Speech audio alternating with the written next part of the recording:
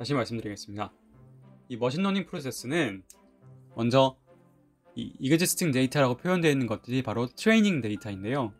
머신러닝을 트레이닝하는 데이터가 되고, 경험적인 데이터를 통해서 만들어진 모델에다가 이 새로운 입력 데이터를 넣었을 때 과연 어떤 출력이 되는가를 예측하는 형태로 진행이 됩니다. 그래서 이것을 예를 들어서 100이라는 데이터가 있을 때 70개 데이터는 훈련을 시키고 30%는 새로운 데이터로 넣어서 테스트를 할 것이냐, 이런 식의 어떤 데이터 분할에 어떤 이슈가 있게 되고, 이것도 역시 데이터 사이언스의 영역이 됩니다. 자, 여기서 모델이라는 것은 결국 예측을 위한 수학 공식이나 함수 형태로 만들어지게 됩니다. 1차 방정식일 때도 있고, 확률 분포가 연결되기도 하고, 컨디션 룰이 들어가기도 하고, 다양한 형태로 모델링이 됩니다. 다음 알고리즘 같은 경우에는 이런 모델링을 하기 위한 훈련 과정이라고 부르기도 하고, 그 모델링을 할 때 외에도 우리가 어떤 문제를 풀기 위해서 이러한 알고리즘을 거쳐서 풀어냈다, 이렇게 많이 표현을 합니다. 자, 슬라이드 다시 보겠습니다. 말씀드린 그런 과정을 통해서 우리는 머신러닝을 하게 되는데, 정답 지도 여부를 통해서 지도학습과 비지도학습 등으로 크게 나눠진다고 말씀드렸습니다. 이 왼쪽 화면을 보시면 동그라미인 것과 X인 것을 나누는 선이 분명하게 그려져 있죠. 이런 것처럼 선을 그은 다음에 지금 훈련시킨 게 동그라미입니다. 지금 훈련시킨 결과가 X입니다. 이런 거를 알려주는 거죠. 알려주면서 방금 그린 이 선이 맞았다, 틀렸다, 이런 것들을 알려주기 때문에 이 수정을 계속 해가게 되는 거죠. 이 비지도 학습에서는 다 동그라미로만 알려줍니다. 즉, 결과가 맞다 틀리다 이런 걸 알려주는 게 아니라는 거죠. 그냥 알아서 스스로 뭉쳐보고 그 뭉침의 결과가 결국 잘 구분을 해내느냐, 혹은 어떤 수치에 도달하느냐, 이것이 결과가 정확하다, 정확하지 않다라는 걸 판단하는 기준이 되게 됩니다. 이때 이것을 나누는 것은 방금 화면에 보여드린 것처럼 classification, 클래스를 나눈다, classification 이라고 부르게 됩니다. 집단, class, 집단을 나눠준다. 그리고 어떤 수치를 추정하고 싶을 때에는 regression 이라고 부르게 되는데, regression을 우리말로 회귀라고 부릅니다. 한문인데요, 돌아올 회자에 돌아갈 귀자를 사용해요. 돌아오고 또 돌아온다, 이게 무슨 뜻일까? 저는 이게 가장 이것을 공부할 때 힘들었는데요. 사실 classification, 집단을 분류한다, 이 말은 왼쪽의 사진처럼 1반과 2반 나눕니다, 이렇게 말할 수도 있고, 개와 고양이를 나눕니다, 이렇게 어떻게 명확한 결과를 가지고 있죠.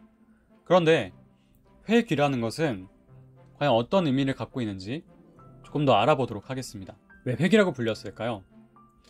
자, 우리가 이런 문방구, 학교 앞 문방구에서 다음과 같이 비디오 게임을 하는 모습을 본 적이 있을 겁니다. 직접 해보기도 하셨을 거고요. 저 같은 경우에는 마리오를 참 좋아했는데요. 그래서 여기 입력 버튼을 X라고 하고 이 화면의 출력을 Y라고 하겠습니다. 여기서 예를 들어서 X를 했을 때 앞으로 갔다, X에 1번을 했을 때 앞으로 갔다, 2번으로 했을 때 뭐가 됐다, 이런 식으로 할 수가 있을 텐데요. 예를 들어 조이스틱이 없고 버튼만으로 되었다고 생각해 보겠습니다. 자, X 첫 번째는 1, X 두 번째는 2, X 세 번째는 3, X 네 번째는 0, 이렇게 해보겠습니다. 이 X라는 것이 바로 입력이고, 이것의 출력을 Y라고 하는 것이죠. 우리의 목표는 오락기의 구조를 아는 것입니다. 영어로 모델링이라고 말씀드렸죠. 그 이유는 뭐냐면, 왜 그것을 알고 싶냐면,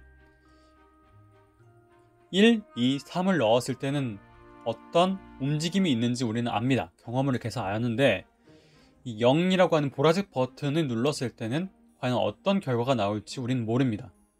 그래서 이 0이라고 버튼 눌렀을 때의 결과를 우리는 예측하고 싶은 거죠. 왜냐면 그 예측이 틀리면 우리는 그 게임에서 지게 될 거고 돈을 더 내야 됩니다. 어떤 비용이 발생하는 거죠. 그렇다면 이것을 다음과 같은 어떤 x와 y의 함수 형태로 표현할 수가 있습니다. 입력 1, 2, 3이 있었을 때 출력이 3, 5, 7이었다고 하겠습니다. 그러면 이 오락기의 이 함수는 무엇이었을까요? 이렇게 가정을 하는 건데요. 실제로는 이 yi가 xi에 대해서 곱하기 뭐 이런 것들을 곱해주고 뭐 특정 수치를 더해주고 이런 형태로 실제 모델이 있겠죠. 그러나 우리는 그 실제 모델을 정확히는 알 수 없고 가정을 하게 됩니다. 가설을 세우는데 hypothesis라고 부르게 되고 이 h, 이니셜 h를 가지고 함수를 만드는데 함수가 y의 추정치가 되는 거죠. 이 가설 입력은 weight와 bias입니다. w, weight, 그리고 bias가 있습니다. 그 bias는 그만큼 그 함수가 이동을 해버려요. 편향을 가져와 버려요. 그래서 b라고 된 겁니다. 이 weight 곱하기 더하기 bias, 이런 형태로 어떤 함수가 가설이 세워질 수 있다. 이렇게 생각하시면 될 것 같아요. 이것이 바로 하나의 모델링이 되는데, 이것을 지금 우리는 하나의 곱하기, 하나의 더하기로만 표현했기 때문에 이것을 선형이라고 부릅니다. 그렇게 선형이라고 부르면 리니어, 선형회귀라는 용어가 나오게 되죠. 그렇다면 실제 데이터를 가지고 한번 예측을 해보겠습니다. 자, 실제 데이터인데요. 먼저 키를 입력이라고 하고 몸무게를 출력으로 해보겠습니다. 이 정도의 키를 가진 사람을 알고 있으면 그 사람의 몸무게를 대충 예측할 수 있지 않을까 하는 것이죠. 키를 오른쪽 그래프에 x로 표현했습니다. 그리고 몸무게를 y축으로 표현했습니다. 그러면 다음과 같이 데이터가 쭉 뿌려져 있는 것을 볼 수 있게 되죠. 이것을 y equal ax 플러스 b, 아까로 따지면 wx 플러스 b, 이렇게 표현해낼 수가 있습니다. 자, 키를 안다면 추정된 몸무게 값은 이 모델로 돌아오는 경향이 있게 되죠. 왜냐면 예를 들어서 우리가 180 몇이다 그랬을 때 몸무게는 당연히 이 선과 근처로 다가오게 되겠죠. 그래서 그 수치가 이쪽으로 다가온다 라는 뜻의 의미로 회귀가 된 것입니다. 평균으로의 회귀라는 용어도 존재하고요. 이 회귀를 이용한 사례를 한번 보겠습니다. 우리가 추정하고 싶은 수치가 있어요. 그것이 무엇이냐면, 영화관에서 개봉 안 했던 옥자가 만약 극장에서 개봉을 했다면 예상 관객수가 어떻게 될까요? 그러니까 옥자를 만들었던 회사에서 다음 시리즈 옥자 2를 만들고 싶은데, 그때는 만약 개봉을 한다면 옥자 1의 어떤 인기를 가지고 얼마 정도의 관객을 끌까요? 라고 알고 싶었다고 봅시다. 이런 추정치를 우리는 estimation 한 결과라고 해서 estimate라고 부릅니다. estimate. 그런데 이때 입력으로 되는 정보, 추정에 사용된 정보의 특징은 feature라고 부릅니다. 이 feature가 바로 왓챠라는 영상 앱이 있는데, 여기서 보고 싶어요 라고 하는 유튜브의 좋아요와 비슷한 것이 있습니다. 그래서 보고 싶어요 라는 그 숫자가 가운데 핑크색으로 표현된 바와 같이 12,000개 정도의 보고 싶어요 숫자가 있었다고 해요. 그러면 이 좌측의 킹스맨, 오른쪽에 11워가 같은 비슷한 수준의 보고 싶어요 숫자를 보고서, 아, 이 정도의 어떤 기존 데이터가 있으니까 이걸로 선형식을 세웠고, 그렇다면 한 이 중간쯤이 이 선형회귀의 결과로 예상이 됩니다 라고 대답을 할 수 있다는 거죠. 다음으로는 회귀가 아니라 클래스를 나누는 클래시피케이션을 해보겠습니다. 자, 키와 몸무게를 가지고 이번에는 남과 여를 분류할 수 있을까요? 자, 기존 데이터가 다음과 같이 쭉 뿌려져 있다고 했을 때, 그리고 남자가 주황색, 여자가 파란색 데이터로 화면에 표현되어 있다고 할 때, 이 X축과 Y축은 동일하기 때문에 여기서 이 height, 키가 186, weight, W가 82, 이 X축에 186 그리고 Y축에 82 수준에 위치했을 때 이 사람은 남자이겠는가 여자이겠는가 라고 질문을 던지게 됩니다. 그 결과 이 클래시피케이션은 분류 데이터를 유형화하는 것이기 때문에 기존 데이터를 가지고 봤을 때 이 파란색이 어느 정도 몰려있는 영역과 이 주황색이 어느 정도 몰려있는 부분을 중간에 가로지르는 어떤 선을 만들 수 있게 되죠. 그리고 이 선을 중심으로 오른쪽에 있으면 남자일 것입니다. 이 선을 중심으로 왼쪽에 있으면 여자일 것입니다. 라고 우리는 추정을 할 수 있습니다. 분류 추정을 할 수 있게 되죠. 그랬을 때 키 186에 몸무게 82라는 수치는 여기 녹색 다이아몬드로 제가 표현한 부분쯤에 위치하기 때문에 당연히 남자로 추정을 하게 됩니다. 이 추정은 맞게 되죠. 그런데 만약 키가 170보다 적었을 때 한 168 정도 되는 키를 가지고 몸무게도 한 62 정도 되었다고 하면 그 남자는 이제 이 구분에서 봤을 때 정확히 남자라고 구분될 확률이 낮게 됩니다. 다음으로 추가 정보입니다. 이 클러스터링이라는 용어가 이 머신러닝이라는 어떤 행위에 있어서 자꾸 등장하는 용어 중에 하나입니다. 이거는 한국말로 했더니 뭉치기더라고요.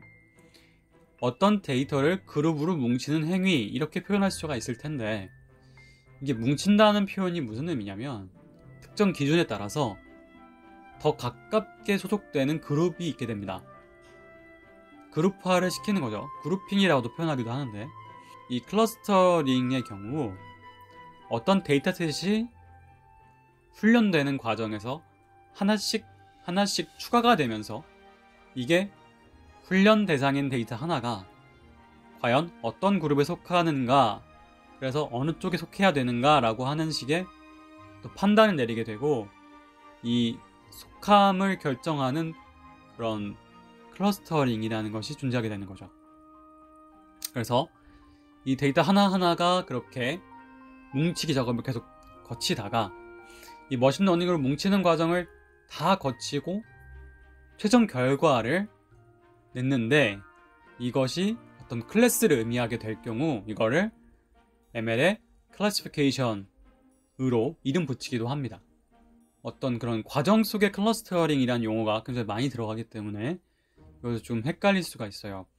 또 어떤 경우에는 또 다른 정의들로도 용어가 사용됩니다. 예를 들어서 비지도 학습은 아까 말씀드린 것처럼 하나의 예로 비지도 학습은 정답을 알려주지 않기 때문에 스스로 클러스터링을 수행하게 되는데 클래시피케이션이란 말이 나오면 무조건 지도학습이겠구나 라고 오해하는 경우가 있습니다. 그러나 그렇진 않아요. 왜냐하면 어떤 것을 분류함에 있어서 지도학습을 사용하기도 하고 비지도학습을 사용하기도 하기 때문이죠. 용어가 많이 헷갈리실 거예요. 그러나 학습해 가시면서 더 익숙하게 변하실 겁니다. 정리를 하겠습니다. 그리고 머신러닝은 경험을 누적하여 학습하는 알고리즘이며 정답 지도 여부에 따라서 지도학습, 비지도학습 그렇게 크게 나눠질 수가 있게 됩니다. 이런 것들이 우리 삶에 유용하게 활용될 수 있기 때문에 우리는 이 머신러닝의 이 입력이 되고 혹은 출력이 될 수도 있는 데이터 자체에 대한 과학을 배우고 있는 것이며 그런 데이터 과학 관점에서 봤을 때 이 머신러닝을 잘 다루는 법을 배워가고 머신러닝을 좀 더 깊게 이해해야지만이 우리의 가치도 스스로 향상시킬 수 있다는 것입니다. 그래서 다음에는 다양한 모델링을 하는 과정 중에서 쿠키를 상자 속에서 안 보고 집었을 때 그 쿠키는 바닐라 맛일까? 초콜릿 맛일까? 어떤 조건을 주고서 그런 확률 모델을 한번 만들어 보는 그런 경험을 해보시면서 그 모델링 해가는 방법들을 하나씩 함께 익숙해져 가고 더 발전시켜 보겠습니다. 그럼 오늘 시간을 마치도록 하겠습니다. 먼저 조금이라도 도움이 되었길 바랍니다. 그리고 함께 해주셔서 고맙습니다. 오늘도 힘나는 하루 되셨으면 좋겠습니다.